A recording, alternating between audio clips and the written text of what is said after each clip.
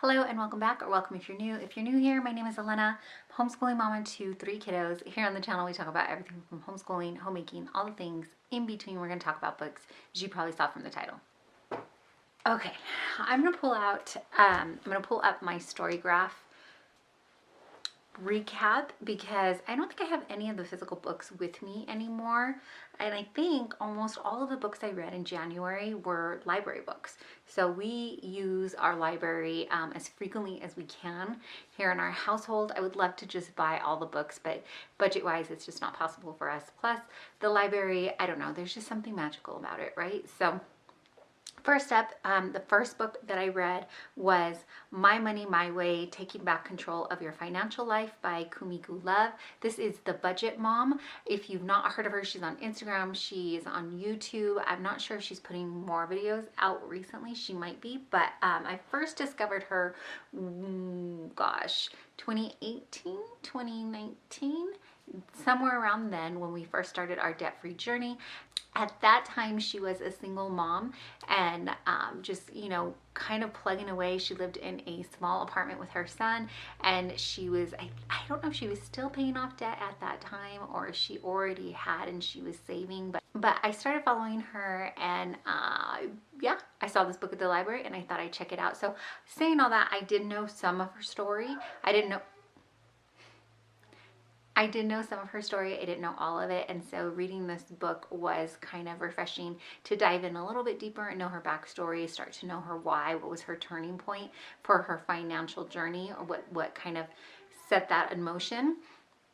I skimmed some of it because, like I said, I've been following her for a few years, so I knew kind of the gist of her system, and I just was kind of refreshing myself on it. All in all, though, I did think it was a good book if you're looking for a different kind of route of financial advice. Very down to earth, very easy to follow. I would suggest this book. It was pretty good, and I really like her. I will try to link her website down below. I know she's got a website too, and then that way you can find all of her contact information. Oh, next up is a book I do own. Oh, did I put it back? I started rereading the Harry Potter series. So this month I read Harry Potter and the Sorcerer's Stone. This particular cover art is really pretty.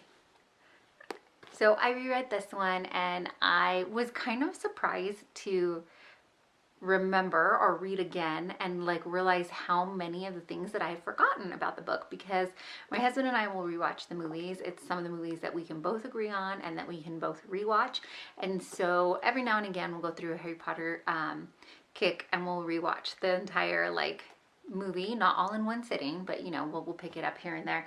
And I, in reading the book, just was like, oh, they leave this part out and they leave that part out. So I really want my husband to listen to the books. He is a better audio reader. Is that the word? He likes audiobooks, but he hasn't done it yet. There's still hope.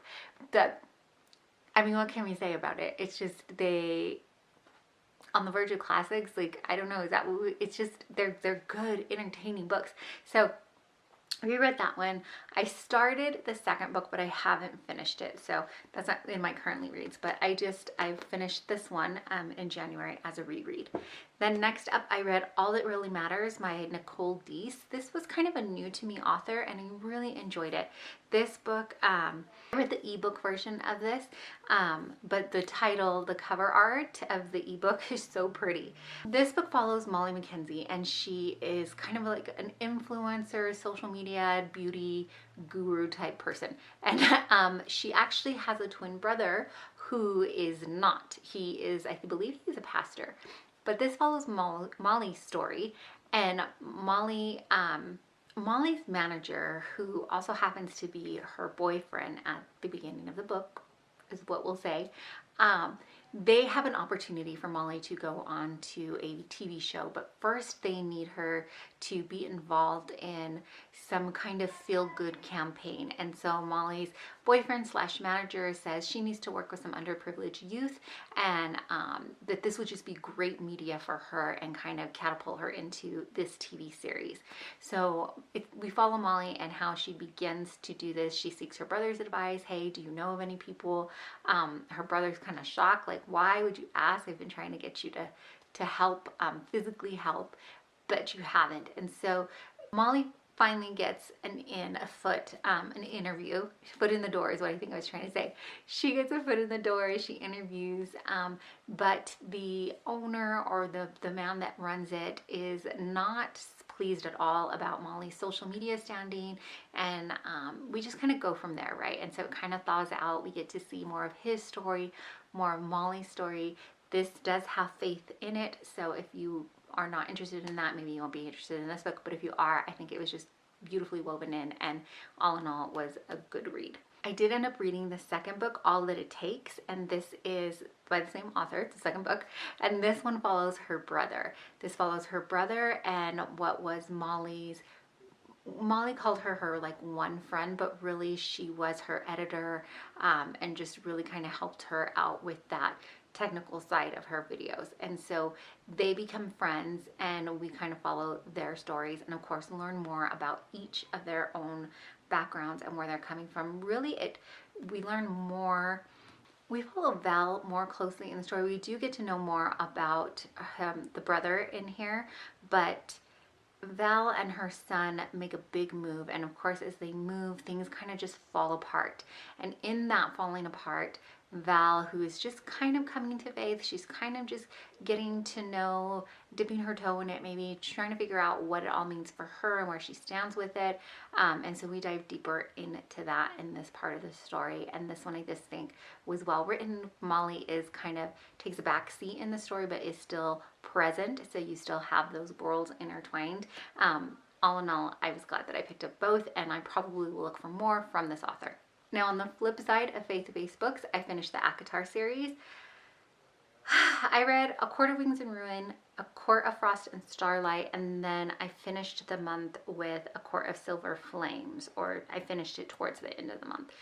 First of all, the last book is gigantic, but also wasn't my favorite. I know that some people, that was the book for them, but as the books go on, they get spicier and spicier, and I found myself like trying to flip more pages to get past it, because it was too much. I don't know, it was just kind of too much. And I feel like everybody who's wanted to read this series has read this series, so there isn't too much to say about it. There is a whole lot of twists and turns, as you would expect.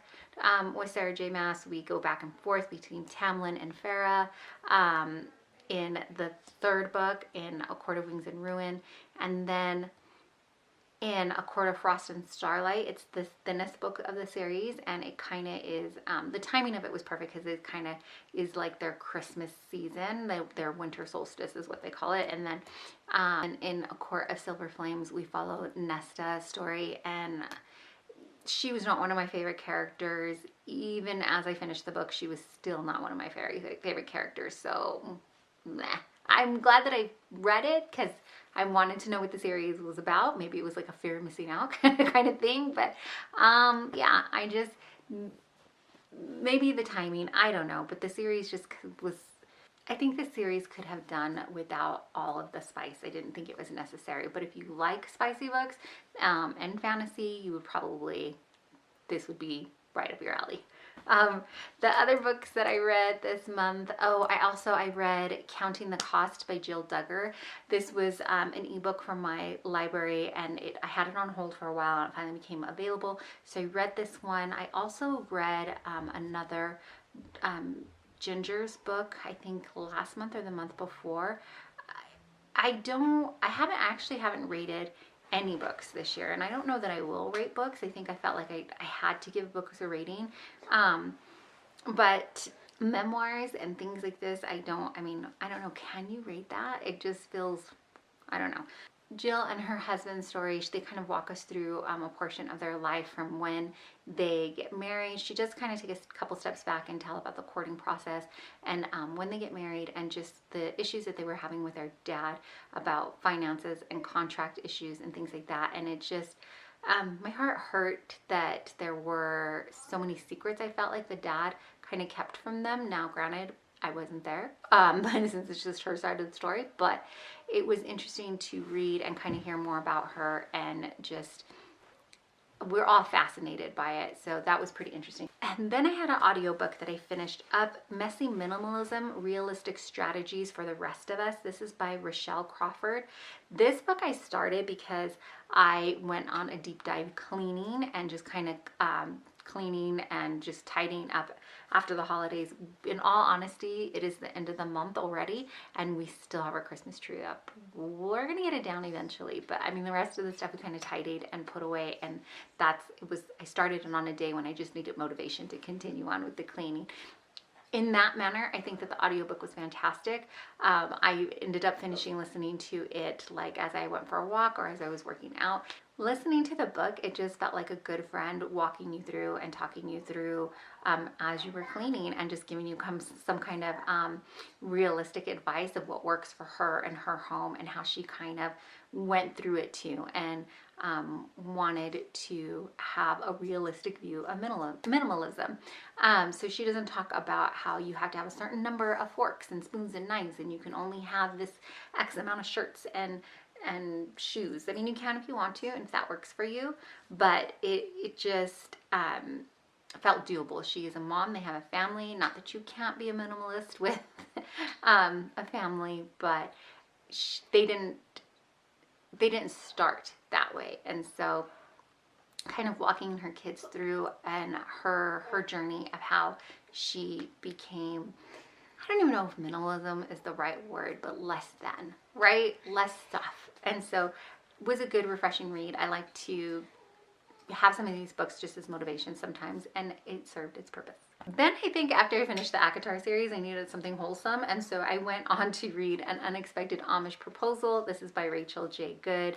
Most of this book takes place in a farmer's market. This is about a young woman, a young Amish woman who has a bakery stand at the farmer's market, and her and a couple of other people, they raise their rent, they triple their rent in an attempt to get them to move out to make room for a shinier new organic farm that's going to take the front spot, the best spots in this farmer's market.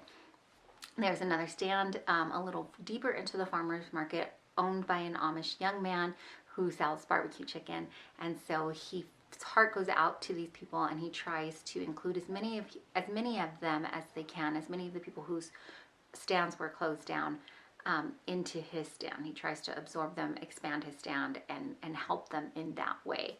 We come to find out that the owner of the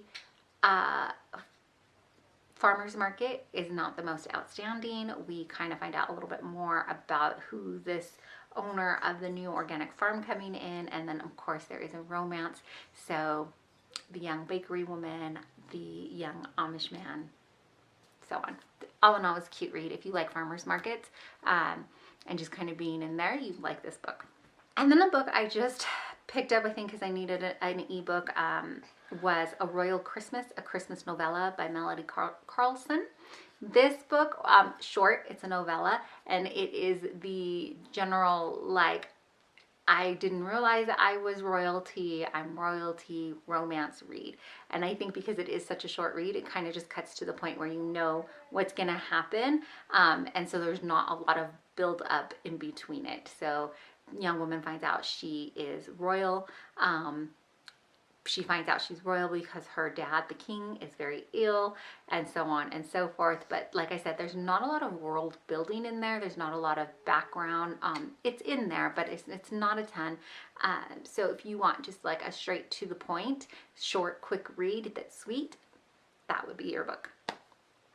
And then lastly, I finished up When in Rome by Sarah Adams. This book I had on hold. I don't even remember where I got the recommendation from, but I had it on hold. My library has the ebook and it finally came out and I almost didn't read it, but I changed my mind and I picked it up and I'm so glad that I did. I definitely will be looking for more books by Sarah Adams. There's the words.